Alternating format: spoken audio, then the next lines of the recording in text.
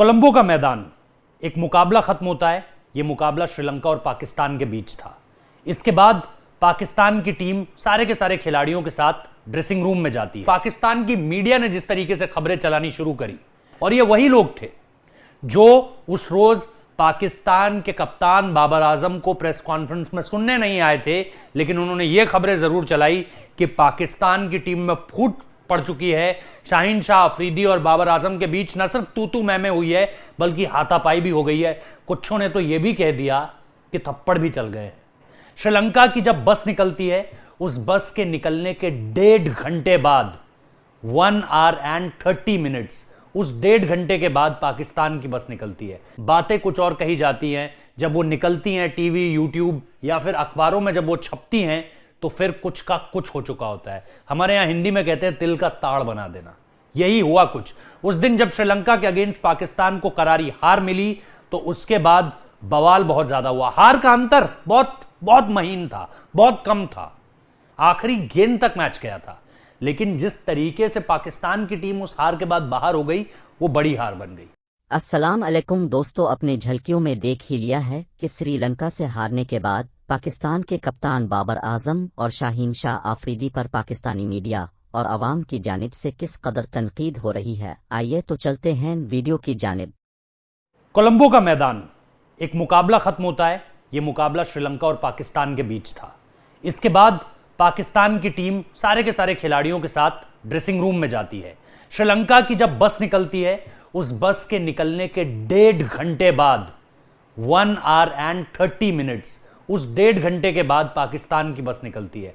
अमूमन तौर पर दो टीमों की बस निकलने का अंतर सिर्फ 15 मिनट का होता है, ज्यादा से ज्यादा 20 से 25 मिनट, और बहुत ज्यादा हुआ तो आधा घंटा। लेकिन उस दिन कुछ और हुआ। उस दिन यह हुआ कि पाकिस्तान की टीम ड्रेसिंग रूम में बैठी रह गई। बात हुई, कहा सुनी भी हुई, एक दो इधर उधर की बातें भी हुई। यह भी रहा कि हाँ भाई, टीम में तकलीफ क्या है, टीम में दिक्कतें क्या हैं, कहाँ हमने खराब किया, क्या हम बेहतर कर सकते थे, और विचारों में भेद भी देखने को मिला। ऐसी चीजें भी हुई जो अमूमन तौर पर बहुत जल्दी तूल पकड़ती हैं।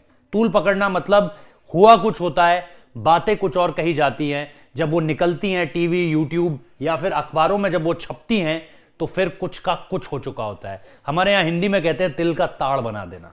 यही हुआ कुछ। उस दिन जब श्रीलंका के अगेंस्ट पाकिस्तान को करारी हार मिली, तो उसके बाद बवाल बहुत ज्यादा हुआ। हार का अंतर बहुत बहुत महीन था, बहुत कम था। आखिरी गेंद तक मैच गया था, लेकिन जिस तरीके से पाकिस्तान की टीम उस हार के बाद बाहर हो गई, वो बड़ी हार बन गई। और इस बड़ी हार के बाद एक बार फिर हमेशा की तरह, और मैं खास तौर पर यह कहूंगा कि पाकिस्तान की मीडिया ने जिस तरीके से खबरें चलानी शुरू करी, कुछ लोग एशिया कप को कवर करने के लिए कोलंबो में मौजूद थे, और ये वही लोग थे जो उस रोज पाकिस्तान के कप्तान बाबर आजम को प्रेस कॉन्फ्रेंस में सुनने नहीं आए थे, लेकिन उन्होंने ये खबरें जरूर चलाई कि पाकिस्तान की टीम में फूट पड़ चुकी है। शाहीन शाह अफरीदी और बाबर आजम के बीच न सिर्फ तू तू मैं हुई है, बल्कि हाथापाई भी हो गई है। कुछों ने तो यह भी कह दिया कि थप्पड़ भी चल गए। यह सब कुछ पाकिस्तान के ड्रेसिंग रूम से सामने निकल कर आया, जबकि ऐसा कुछ भी नहीं था। बात हुई, विवाद हुआ, बात इतनी बढ़ी कि ऑब्वियसली वो एक आर्ग्यूमेंट में बढ़ी। लेकिन इसके अलावा ये कि भाई रिजवान ने आकर बीच बचाव किया, और उसको भी इस तरीके से प्रेजेंट किया कि दोनों बाबर और शाहीन जैसे आपस में भिड़ने आ चुके हों एक दूसरे को।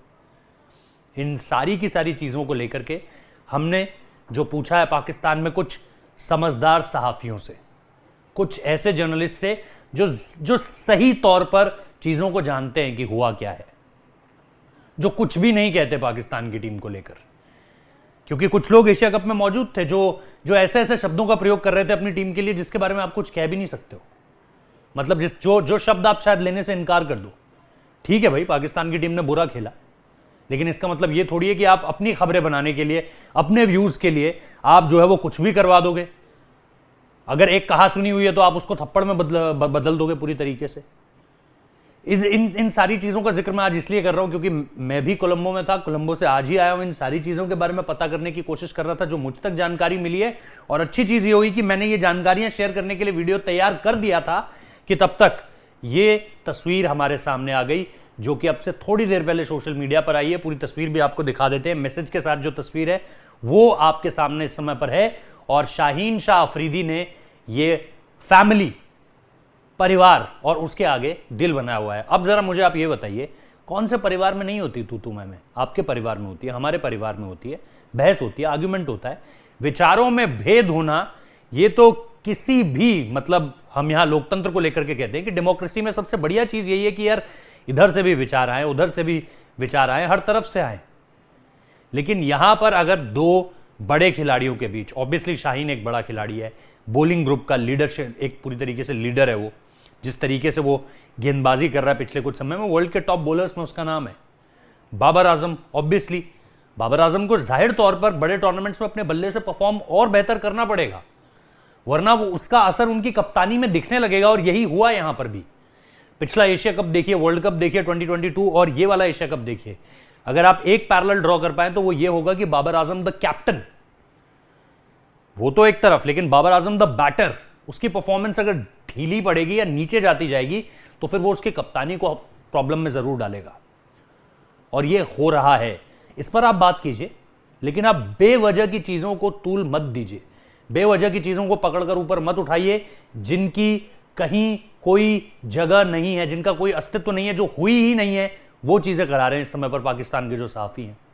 और जबरदस्ती एक फूट डाल रहे ड्रेसिंग रूम में कि यार अब इनको कमजोर कैसे किया जाए, इनकी जो एकता है, इनकी जो यूनिटी है, ये जिस तरीके से पिछले साल बाबर आजम के लिए सारे के सारे खड़े हो गए थे कि भाई हमारा कप्तान है, हमारा कप्तान है, अब उस कप्तान को जो है वो कमजोर कैसे किया जाए, ये सारी की सारी चीजें सोशल मीडिया और मतलब इस पर बात लगातार कर रहे हैं, जो असल में हुआ ही नहीं। असल में बात सिर्फ इतनी है कि ऑब्वियसली मैं ये नहीं कह रहा कि कुछ नहीं हुआ उस दिन ड्रेसिंग रूम में, बहुत देर तक मीटिंग चली, जैसे मैंने आपको शुरू में ही बताया कि पाकिस्तान की टीम श्रीलंका की टीम के जाने के 1.5 घंटा बाद निकली है।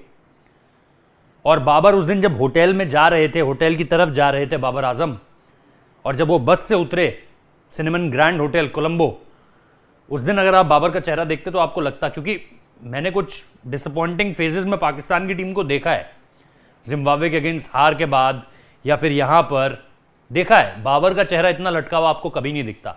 तो ऑब्वियसली हो सकता है ड्रेसिंग रूम में जो है वो सबसे पहले बातें शुरू हुई हों, उसके बाद बातें जो हैं वो बढ़ी हों, और बातें जो है वो आर्ग्यूमेंट में भी तब्दील हुई होंगी, इसमें भी कोई दो राय नहीं है। और होता है, परिवार में होता है ऐसा, बड़े छोटों के बीच कहीं कोई सही गलत है वो होता है। लेकिन ये जिस तरीके की चीजें पाकिस्तान की मीडिया ने रिप्रेजेंट करी है, वो मेरे हिसाब से बिल्कुल सही नहीं है। आप अपनी टीम को और कमजोर कर रहे हो, आप अपनी टीम पर सवाल खड़े कर रहे हो just before the big world cup. तो वो चीजें नहीं होनी चाहिए। और इसीलिए जो शाहीन का ये ट्वीट है, मुझे लगता है बाबर की तरफ से भी कोई रिएक्शन जरूर आएगा, अगर नहीं भी आएगा तो इस पर क्लैरिटी जरूर मिलेगी।